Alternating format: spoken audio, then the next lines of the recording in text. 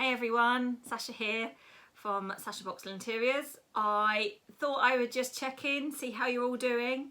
Wondering how you're surviving being stuck at home, whether you're working from home, whether you've been furloughed, whether or not you're just keeping lockdown, whether you're one of the unfortunate ones that are having to deal with the coronavirus right now. I just thought I'd just come on and share with you how to make a cushion. I'm always getting asked how to make a simple cushion. For those of you that have just learned how to use a sewing machine, I just want to find a little project that can keep you busy. This is the perfect project. So what I've decided is I'm going to break this project down into 3 different sections. First of all, I'll show you how to prep the fabric, how to cut the fabric, mark it all out, cut what you need for the size cushion that you want. Second, I will show you how to pop a zip in, just a really simple way of putting a zip in a cushion. And then the third stage, what I'll do is I'll show you how to add a little border around the edge. So for those of you that aren't really confident about using a piping foot or using piping or doing a pipe zip cushion, this is a really simple method of how to have a piped cushion but not using piping. Okay, first of all, I've got some fabric in front of me. This is just a Studio G printed medium weight fabric. As you can see, it's got a design on it. I'm just going to show you there. So this is just under 1 metre wide. So first of all, you need to make sure that it's actually straight on the grain. So if you take yourself a set square, if you don't have a set square, you can see this is a set square. You can use just an old school kind of plastic set square you can pick up from, although order at the moment because you can't pick anything up, order from Amazon, or maybe one of your kids have got one, or husband might have something that you can use where he's maybe done a bit of decorating inside. So this is just a normal set square. And what I do is I place this on the fabric. So along the edge here, if you can see the edge here, this is called your salvage edge. And this is where the rollers are put on, where it's put on the machine and it's printed up to here. And that's where your pattern normally matches. If you do it with a pattern repeat, you can normally sort of match it up. So this is your salvage edge. Now you can see on your salvage edge that you have your design running all the way down. And as long as that design matches running all the way down, you can use that to place your set square on. So if you run your set square, I'll just put it down so you can see it on the screen.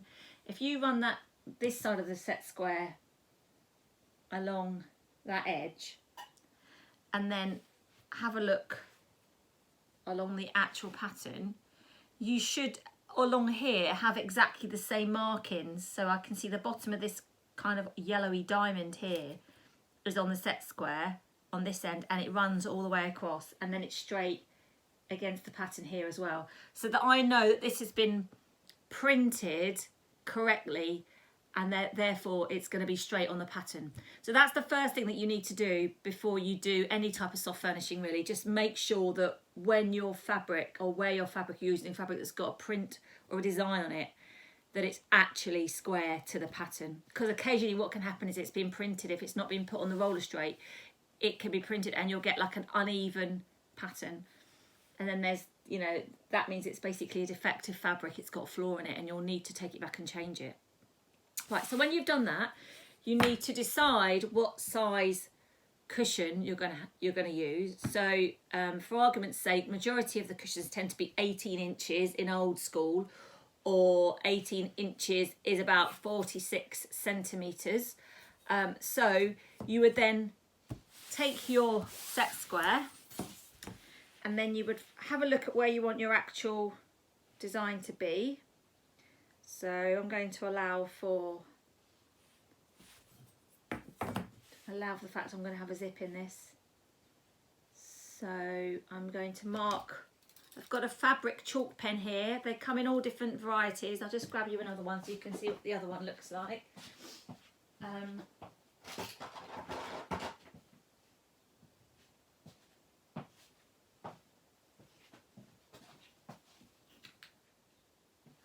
Yeah, so here is a different type of fabric marker. This is just like a felt tip pen, but it's an actual fabric marking felt tip pen. You can mark on your fabric and then you can just use some water and it'll rub away. Or the other thing you could do, if you want it to stay, you can just get a hot iron once you've drawn out your markings and then go over it with a hot iron, and that'll make it stay. But it does come out in the washing machine. So I'm going to measure out. So I said 18 inches, which is in fact 46 centimetres. Because I'm putting a zip in, I'm just going to add, and because I'm going to do the bordered edge on this one, I'm going to add an extra 2 centimetres all the way around. So I'm going to mark this one out at 48. So I'm going to get my set square, pop it against the selvage edge and the print. And I'm just going to draw a line across. Like so, and then I'm going to use that again on this straight line I've got here, which is going to be against my selvage again, and then again I'm going to put a mark on 48, and then repeat what I've done, turn it round, make sure that it looks square against the pattern. I'm just going to give myself a little mark here where 48 is. And then flip it round. And then measure my 48. And it should all, at this stage, it should all line up. Which it does. Goodie.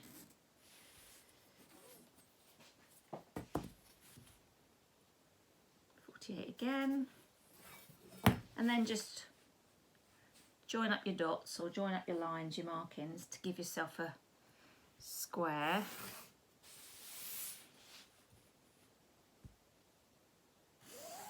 Which I've got, I don't know if you can see this, but I've kind of got, if you can see, but I've got a square there. And then you just repeat that on the other side as well.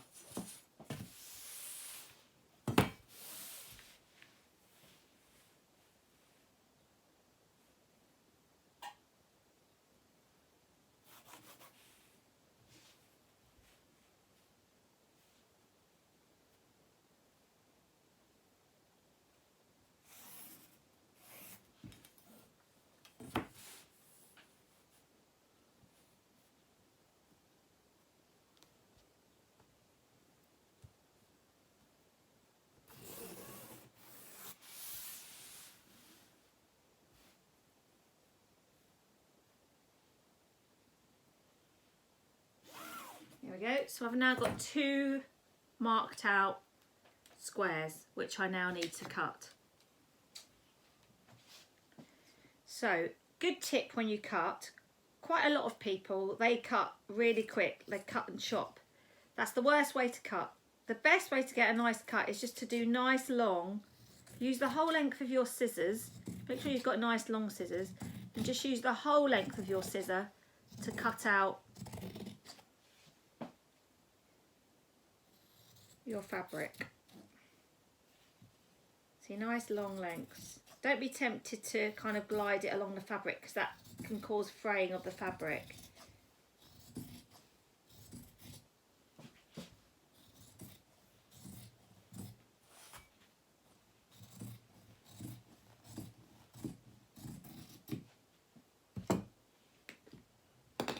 Now, without trying to confuse you, feel a bit Blue Peter-ish here. Here are 2 that I did earlier. These are just in a different design. So here's a 2 that I've cut out. 2 48 squares.